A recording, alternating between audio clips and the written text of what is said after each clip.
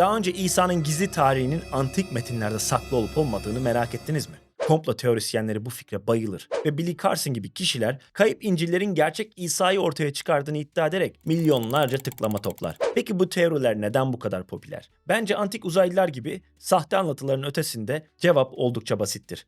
Bu fikirler aykırı hissettiriyor. Kilisenin binlerce yıldır yanıldığını düşünmek, adalet için savaşıyormuşsunuz gibi hissettirebilir. Ayrıca bu kayıp İncil'ler her görüşün geçerli olduğu ama geleneksel Hristiyanlığın hariç tutulduğu dini çoğulculuk kültürüne tam anlamıyla uyuyor. Fakat bu kaynaklar gerçekten güvenilir mi? Bize İsa'nın gerçek hikayesini anlatıyorlar mı? Gelin bunu birlikte inceleyelim. Öncelikle şunu belirtmek gerekiyor ki bu kayıp İncil'lerin çoğu en azından el yazmalarını bulmamız açısından oldukça yeni keşiflerdir. Antik papirüs gibi materyaller sonsuza dek dayanmaz. Bu yüzden birçok metin zamanla kaybolmuş ya da yok olmuştur. Öyle mi olmuş kanka? Öyle mi olmuş? Bazı kişilerin düşündüğünün aksine bu metinleri yok etmek için büyük bir kilise komplosu olmadı. Kanonik müjde kitapları yaygın olarak kullanıldıkları ve saygı gördükleri için bugüne kadar kaldı. Diğerleri ise bu saygıyı göremedi. Haydi Kayıp İncil'lerin yıldızı olan Thomas İncil'i ile başlayalım. 1945'te keşfedilen bu metin İsa'ya atfedilen 114 özdeyişten oluşuyor. Bazıları garip ve gizemli, bazıları ise tanıdık geliyor. En ünlü olanı hangisi mi? Kadın erkek olduğunda göklerin krallığına girecektir.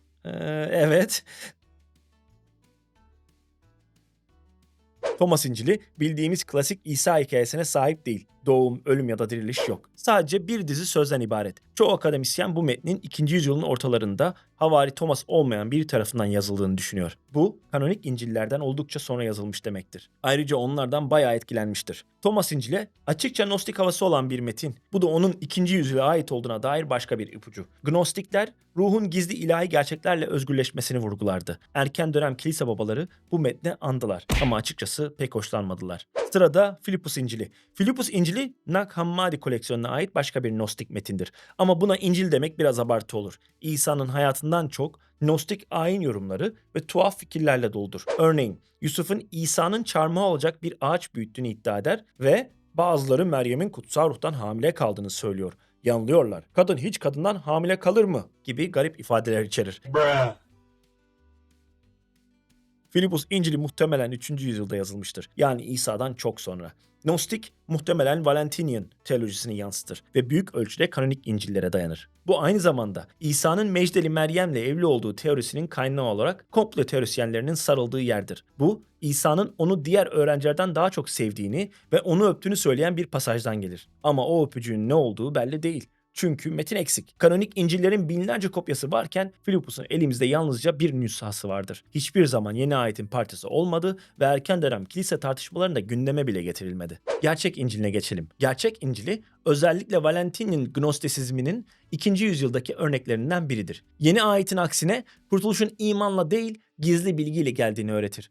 Bu İncil'e göre yaratılış başlı başına bir hataydı ve tanrısal doluluk Pleroma bu hatayı düzeltmek için kelamı ortaya çıkardı. İsa'nın kayıp koyun benzetmesinin gnostik bir versiyonunda baba koyunu onun iyiliği için değil, tanrısal bütünlüğü yeniden sağlamak için arar. Her şey gizli bilgelik ve kozmik tamamlama hakkındadır. Sırada Meryem İncil'i. Meryem İncil'i Nag Hammadi'den değildir ama yine de bir gnostik metindir. Parçalanmış bir halde elimizde olsa da iki ana bölümü çıkarabiliyoruz. İsa ile öğrencileri arasındaki diyalog ve Meryem'in gnostik kavramlarla dolu bir vizyonu. Çağlar ve kozmik alemler paylaşması. Bu İncil bariz şekilde güvenilir değildir. 2. yüzyıldan kalmadır ve gözlemci olduğunu bile iddia etmez. Akademisyenler bunu İsa'nın gerçek öğretilerini değil, daha önceki metinlerden esinlenen bir yan ürün olarak görür. Hiçbir kilise babası bu metinden söz etmez. Onu sadece 19. yüzyılda bulunan bir el yazması sayesinde biliyoruz. Nikodim İncil'i. Gerçek bir İncil değildir. Aslında iki farklı çalışmanın karışımıdır. Pilatus'un eylemleri, İsa'nın yargılanmasının uydurma bir anlatımı ve cehenneme inişi. Nikodim İncil'i adı Orta Çağ'da ortaya çıkmıştır. 5. veya 6. yüzyılda belki biraz daha erken vakitlerde yazılmıştır ve efsanelerle doludur. Mesela İsa Pilatus'u görmeye gittiğinde bir Roma askeri onu över ve Roma sancakları bile ona eğilir. Erken dönem Hristiyan tartışmalarında yer almamıştır, sadece Orta Çağ'da popülerlik kazanmıştır. Thomas'ın Çocukluk İncil'i. Bu metin İsa'nın çocukluğunu anlatır. Sözde havari Thomas tarafından yazılmıştır. Ama hikayeler alışık olduğumuz yumuşak huylu İsa'dan çok uzaktır. 5 yaşındaki İsa bir nehir kenarında oynarken başka bir çocuk oyununu bozar. İsa sinirlenir, onu tanrısız sersem diyerek azarlar ve çocuğu kurumuş bir ağaca çevirir. Bu birkaç mucizevi cinayetten sadece biridir. Bu hikayeler Matta ve Luka'daki çocukluk anlatılarına kıyasla tamamen alakasızdır. Sözde Matta İncili 7. yüzyılda yazılmıştır. Doğum anlatısını iyice abartır. İsa doğar doğmaz bir öküz ve bir eşek ona secde eder. Yaşayanın peygamberliğini kelime kelime yerine getirir. Mısır'a giderken bir mağaradan ejderhalar çıkar ama bebek İsa ayağa kalkar ve hepsini susturur. Bu çılgın hikayeler Kur'an'a bile girmiştir. Hurma ağacı altında doğum yapan Meryem ya da beşikte konuşan İsa. Evet, sözde Matta'dan alınma. Bu sadece bir tesadüf değildir elbette. Yakup'un Protoevangelionu 2. yüzyıl sonu veya 3. yüzyıl başında yazılmıştır. Meryem'in doğumu ve İsa'nın doğumu hakkında detaylar sunar. Meryem'in annesi Anna'nın mucizevi bir şekilde hamile kalışı, Meryem'in doğumundan itibaren özel oluşu gibi unsurlar içerir. Doğum sırasında Hristiyan olmayan metinlerden alınmış ritüeller ve efsanelerle süslenmiştir. Bazı Hristiyanlar bu metnin doğru gelenekler barındırabileceğini düşünse de çoğu detayı uydurmadır. Ebionitler İncili. Bu İncil kayıptır. Sadece kilise babalarının aktardığı parçalarla bilinir. Ebiyonitlere yani İsa'nın tanrılığını reddeden Yahudi Hristiyan bir mezhebe aittir. Bu İncil Matta, Markos ve Luka'dan alınmış ama bakire doğumu dışlamış ve İsa'yı vaftiz sırasında seçilmiş, tamamen insan biri olarak tanımlamıştır. Bugüne dek kalan bir metin yoktur, sadece dolaylı bilgiler bulunmaktadır. Yahuda İncili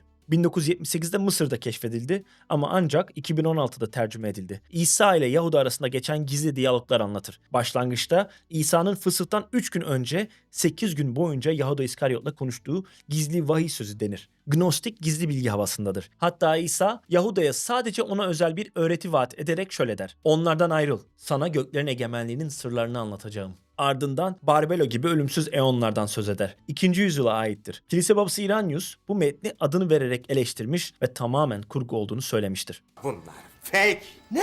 Fake ulan fake. Sahte yani. Petrus İncili.